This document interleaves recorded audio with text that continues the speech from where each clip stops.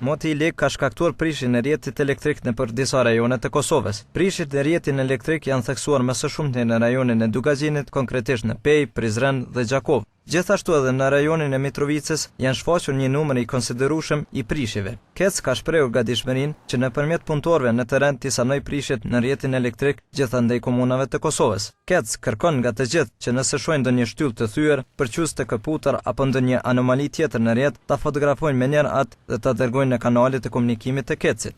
Moti i lig i përcjell me rreshje bore dhe era të forta po vazhdon të shkaktojë prishje në rrjetin elektrik anë këndvendit. Rajoni i Dugazinit përkatësisht Peja, Prizreni dhe Gjakova është më i afektuar edhe sot. Edhe rajoni i Mitrovicës ka një numër të konsiderueshëm të prishjeve. Ka shumë shtylla të thyera dhe përqyes të këputur. Mbi 500 punëtorë të KEC dhe KESCO janë vazhdimisht në terren duke i sanuar prishjet. Ata nuk pëndalen përkundër temperatura polare. Punëtorët janë në dispozicion gjatë 24 orëve dhe të gatshëm të përkushtuar e të përballen me secilën situatë që sjell dhe shkon në dobi të konsumatorëve. Pronari i kompanisë për përpunimin e mishit Meka, Burim Piraj, për komunën e Dragoshit tha se reduktimet e energjisë elektrike atje kanë zgjatur më shumë se 2 ditë. Gjithashtu njoftoi se në komunën e Dragoshit cilësia e tensionit është e dobët dhe çdo fabrikë e cila merret me prodhim patjetër duhet të pajiset me kolektor. Të thënë të drejtën, sot është dita e dytë, në orën 4 faktikisht po 48 orë të plota që ka ndërprerje totale.